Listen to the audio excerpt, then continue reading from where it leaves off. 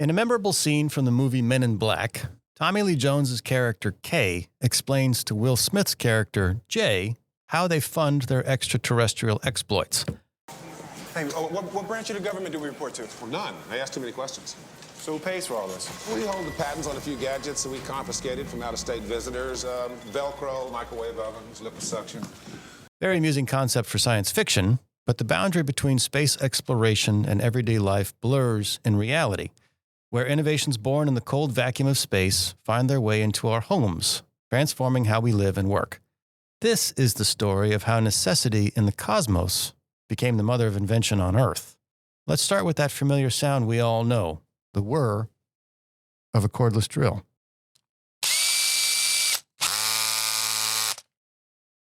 While today it might be drilling into your kitchen cabinet or assembling a backyard playset, its ancestry traces back to the moon itself. When NASA needed a tool for astronauts to collect lunar samples and later repair the Hubble Space Telescope, they turned to Black & Decker to develop what would become known as the pistol grip tool. This behemoth of engineering, looking more at home in a film like Men in Black than a standard toolbox, had to conquer challenges we earthbound DIY enthusiasts could hardly imagine. Picture working in an environment where temperatures swing from a scorching 250 degrees Fahrenheit in direct sunlight to a bone-chilling negative 250 in the shade, where traditional lubricants freeze or evaporate and where the absence of air means no natural cooling. The solutions developed for these extreme conditions would eventually trickle down to our garages and workshops, spawning not just the cordless drill, but an entire family of battery-powered tools that have liberated us from the tyranny of power cords. But the story doesn't end there. That microwave oven heating your leftovers? Its technology emerged from radar research during space exploration. The memory foam cradling you to sleep? Originally developed to improve crash protection for aircraft cushions. Even the water filtration system in your kitchen might trace its lineage back to systems designed to recycle water in spacecraft. Scratch-resistant lenses in your glasses? They're using technology developed to protect spacecraft windows. That emergency blanket in your car's safety kit? It's made from the same reflective material that shields spacecraft from the sun's intense radiation.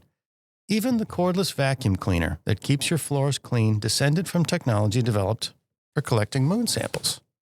These cosmic hand-me-downs represent more than just clever adaptations. They're testament to human ingenuity under the most extreme conditions imaginable. When engineers had to solve problems where failure wasn't an option, up there, they created solutions so robust and versatile that they transformed life down here on Earth. At every step, Microchip technology has been the silent enabler, providing the precise control and efficiency needed to make these space-age innovations practical for everyday use. Today, as we peer into our garages or kitchen cabinets, we might not immediately see the connection to space exploration. But with each press of the microwave button or squeeze of a drill trigger, we're benefiting from a legacy of innovation that began with humanity's greatest adventure. These everyday tools carry within them the DNA of space exploration, reminding us that sometimes the most practical solutions come from the most extraordinary challenges. As we stand in our workshops or cook in our kitchens, surrounded by these space-age innovations made terrestrial, we're reminded that the distance between the cosmic and the commonplace isn't as far as we might think. Every time we use these tools, we're touching a piece of that grand adventure that began with humanity's first steps toward the stars. How does Microchip technology empower innovation up there so we can enjoy it down here? Let's go beyond the microchip and hear a story of empowering innovation to enhance the human experience.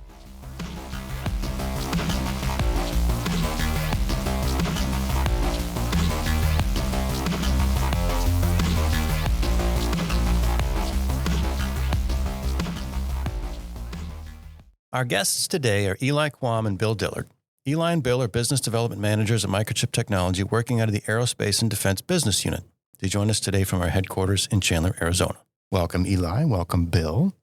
This is a real treat for me. Going to be a lot of fun, Dana. Yes, Dana. Thank you.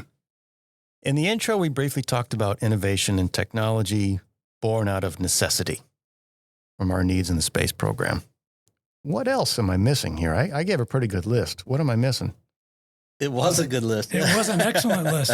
I think the piece that might be missing beyond the extremes of temperature, which, for folks across the pond, plus 250 is 121 C, and minus 250 is minus 157 C centigrade. Clearly, these are very hot, very cold environments. But the question is, what does it really take to fly in space? Right.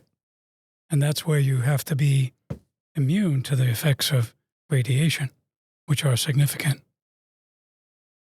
Right. So other than jumping into a volcano, we're not going to experience those temperatures down Right. here, yet Right. we have to prepare for them up there. Right. I mean, our experience is probably going to be somewhere plus 120 F or 49 C down to maybe minus 50 F or minus 45 C.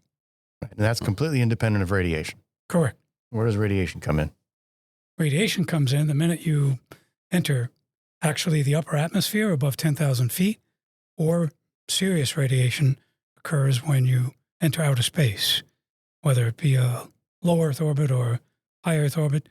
There are significant effects that come when you begin to either enter or leave the Earth's magnetic field, and that protection blanket is stripped away. Yeah, that's the big one. I think is the magnetic field provides that protection, and it really mitigates the effects of the radiation, how much radiation actually reaches the surface. But once you get further and further, and you start talking about space type altitudes, now the environment gets quite nasty. And there's all manner of species of radiation that cause all manner of issues with respect to electronics and semiconductors. That is a deep, deep field of study and has been for decades. And the question is, where does this radiation come from? Why is it there? And it all gets back to what's known as galactic cosmic rays. This is basically the radiation in space that's a product of the Big Bang. This is just flowing through space from all the sources, all the galaxies, all the constellations. Not just the sun. Correct. Right. So obviously it's going to have an impact on living beings like humans or any dogs or pets that we bring up in space. But what people probably don't understand is that it has a negative impact on electronics. Correct. What kind of impacts are we talking about there? So there's two predominant impacts. One has to do with duration. So the longer you are exposed to certain types of radiation, the more effect they have. They change the voltages within the devices. They change the thresholds, which is where devices get to make decisions. That's one kind of radiation. It's called total ionizing dose. It's got a very big name, but the reality is it's based on time. So if you have a very, very short duration mission, that's not going to have any effect on you to speak of. The other is a spontaneous interaction with what are known as heavy ions, or particles. Not so much waves, but actually particles of radioactive energy. And those can interact with semiconductors, which is what we're talking about here at Microchip, in ways that can be catastrophic. And that they can cause things such as latch-up, which can create uncontrollable amounts of current to flow and can actually lead to self-destruction if the part is not intended for space. What about bit flipping or bit switching? Where does that come into play? That's the good news about radiation, is that some events are not destructive. Right. We're talking about the latch-up scenario. The idea that there can be enough energy in a particle or a ray that it can spin off enough electricity inside the semiconductor that can actually change the accumulated charge at the memory point in the circuit. And that can flip the bit from a 0 to a 1, 1 to 0. And that's been known since the 1980s as an event. The good news is that today, most semiconductors, particularly memory we're talking about, have built-in error correction and detection mechanisms so that this can be identified and then corrected in real time. So it is a radiation event, but it's not nearly as bad news as a latch-up. Right. So a latch-up is a complete destruction, right? It can be a complete destruction, depending upon the nature of the device. If for whatever reason the current is not limited to the device, either by design or on purpose, then when the device goes into latch-up and says, give me all the current you have, it can act like a fuse.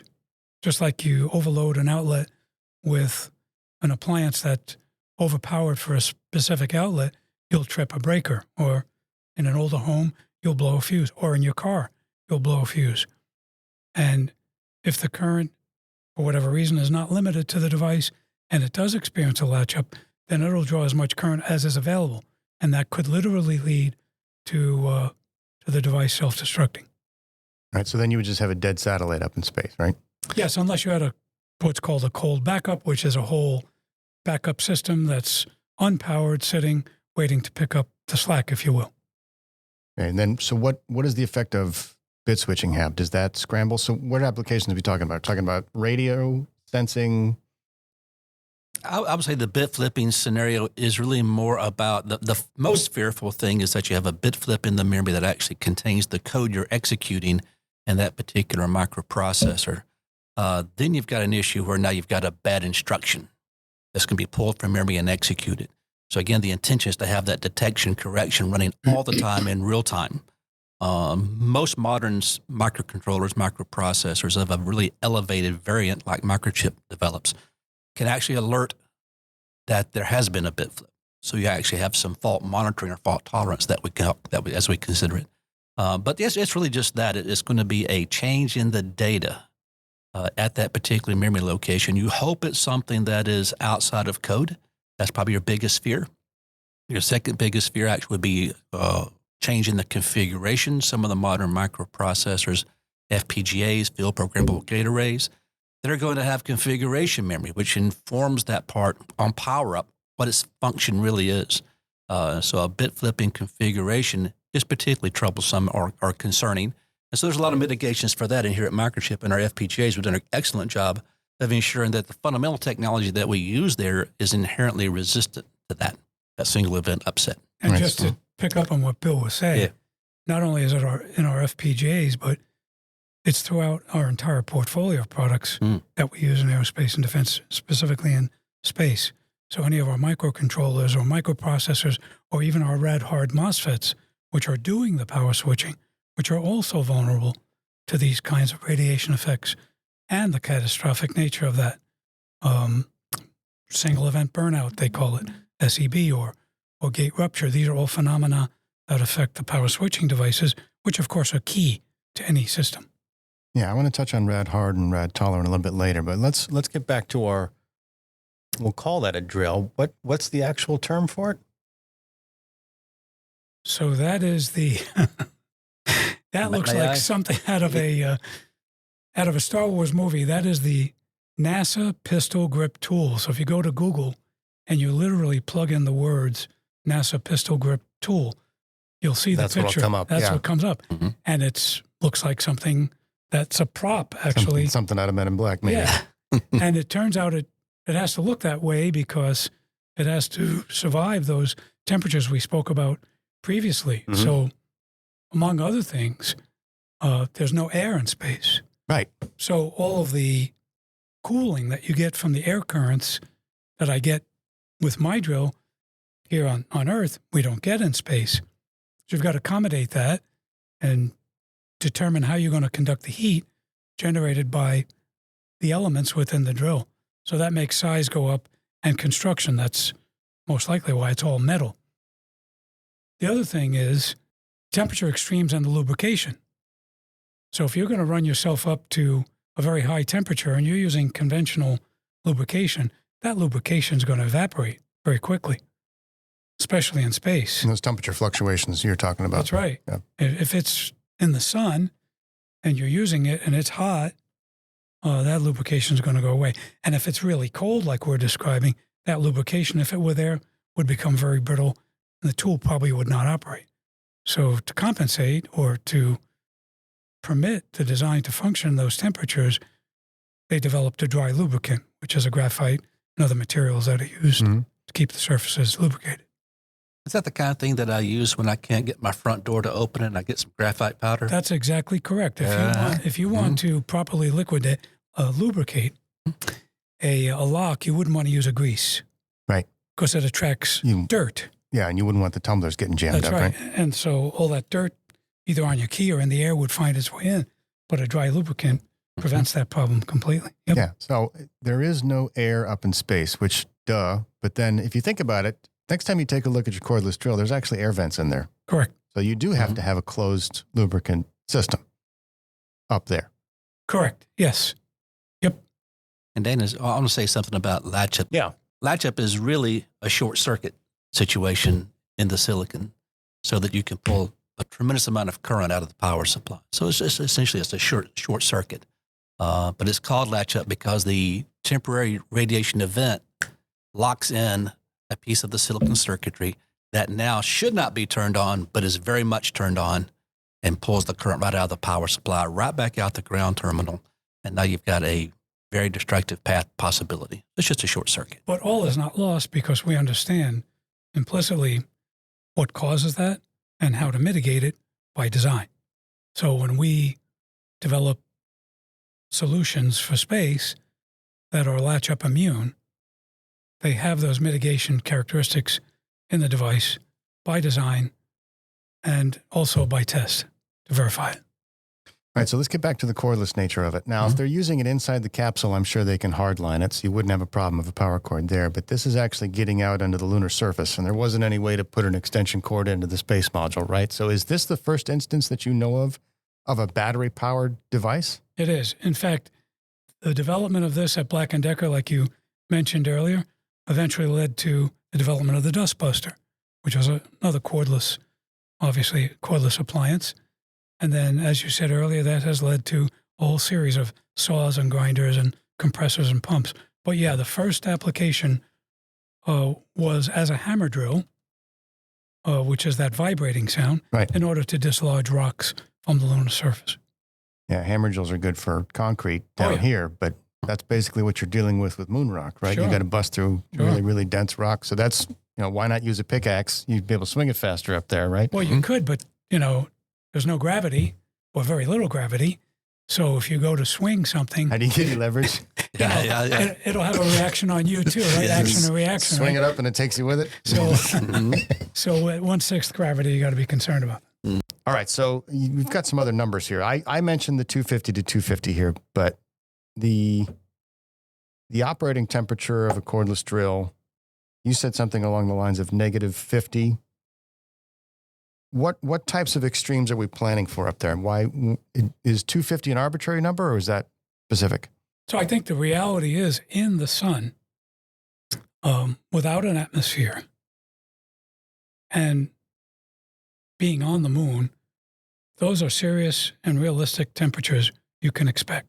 In fact, satellites flying in space utilize the cold of space for exactly the reason that you would want to be able to cool electronics within the satellite. I mean, you can't fly an air conditioner. There's no air, number one. Number two, you couldn't afford the weight. But with the cold of space, you can use that as a heat sink, if you would, a cold spot to dump heat. That's a function of just the processing and function of the spacecraft. And that's a natural system in satellite architecture where they expect it to be hot on one side and Yes. cold on the other, so Yes, it knows they how to transfer it. oriented in that way, yes. And actually, that gets into a whole nother set of conversations we can have in future events around the idea of thermal management. Right. There's the semiconductor side of it, which generates heat as it's in use. But then what do you do about it? And right now in space, there's plenty of power. The solar cells provide plenty, batteries provide plenty. Sometimes there's thermonuclear devices for providing power. But now the whole problem is, how do I get rid of it? Because I want to have more and more capability, more and more processing power in a smaller and smaller space. And that volume to power ratio is not working out very well right now. So there's a lot of focus with our clients on thermal management and really what's going to be the next generation of that solution. And that's not so obvious for us here, because with air currents, we have what's called convection. Mm-hmm. So the air has a natural cooling ability. It's why the air conditioner in your home or in your car feels so refreshing. That's cool air. But without air, what do you have? Well, you only have two other paths. One is conduction. That's the feeling of putting a hand on something cold and that cold surface pulling the heat out of your hand. And the other is radiation, thermal radiation. Radiation is a very poor means by which you can get rid of heat. Just is. It's the nature of the beast. But conduction is very efficient. Question is, now that you've conducted it, where does it go? Right. And without air, again, where does it go? And so there are means within the spacecraft by which the heat is actually removed and poured it over to the cold area that we talked about earlier. Does that help with temperature regulation inside the spacecraft itself and in terms of the human modules that go up there? Well, the human modules obviously have air in them. Right. So there's that convective piece. But in terms of ejecting the heat from within the capsule, that's something we'd have to look into. I haven't given that much thought. Mm-hmm. Since I haven't booked my ticket yet, it's not really on my mind. Those are just questions that come from a curious mind. I was thinking to myself, well, what happens when an astronaut sweats? Well, yeah, there's air in the cabin. So then there's probably a liquid coolant system inside of a spacesuit if they were ever to leave the capsule. Absolutely. Okay. That's a for sure.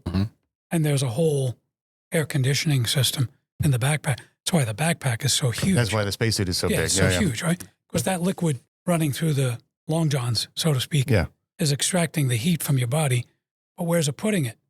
So it's got to be porting it somewhere. Yeah, so the sleek spacesuits that have been showcased in the media lately, that was for a crew that was going up and never actually leaving, right? Or was that, you do spacewalks in those?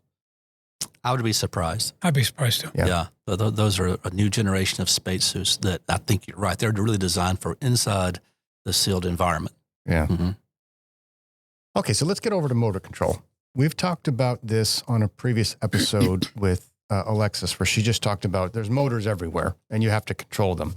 We did talk a little bit about how it handles the spinning of a motor, and there's opportunities for preventive maintenance and so forth. But what about space? What kind of environment does space bring aside from the obvious?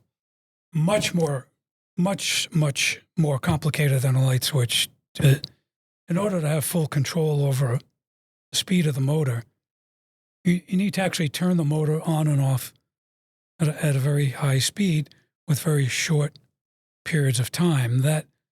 That's called switching, a switching motor controller. And the easiest way to do this is with a microcontroller that we spoke about earlier, and power transistors, which can actually turn the energy on and off to the motor. And this can deliver small amounts of energy to the motor, basically allowing the motor to run very slowly. As these small energy dumps are increased by squeezing the trigger, you increase the speed of the motor. And this squeezing of the trigger is very much like a volume control that you have on your radio. The more you squeeze, the faster the switching goes, and the faster the motor goes. I think that's really the most fundamental piece to it, really, in all these digital motion control applications is small finite amounts of energy are being delivered at a very high rate. And to the user, it's coming in so fast that it looks like a smooth operation. You really can't tell that the speed is increasing in steps or decreasing, and because it is, but it's such small amounts that it looks smooth. And it's really a key. Those whole switching technique for power electronics and power management has created whole new levels of efficiency and complexity of performance that before we just didn't have back when it was all analog control systems. So I picked up my drill just for example, right? So if I just squeeze the trigger ever so slightly, so it's probably turning at, I don't know, 30-ish, 40. As I squeeze it, now it's doing about 1,000 RPM and everything in between. That's pretty incredible. Every time I pick it up, I'm just amazed. Yeah. I'm amazed when the battery doesn't run out. Yeah, so I'm very curious about that. So when you've got a hard line, you can use as much energy as you want. But with a battery system, it's got to be efficient because you can't just go and grab another battery like you can in your garage. If you're in the capsule, you're very limited to space. There's got to be specific power management using the electrical system, right? Absolutely. That's a piece of the power electronics is the power management. Tremendous advances and still more advances needed in battery technology. And that goes well beyond the cordless power device. It actually goes into electric vehicles. It goes into the new electric vertical takeoff and landing aircraft. eVTOL, yeah. eVTOL. So the need for new and improved battery technologies is probably never, ever going to end. Ever. Thank you for listening to Beyond the Microchip, brought to you by Microchip Technology. This concludes part 1 of our 2-part episode on space-inspired tech in our everyday lives. Join us next time as we pick up our conversation where we left off and explore the technology behind space exploration and what the future might hold for microchip technology in space. Thanks for listening.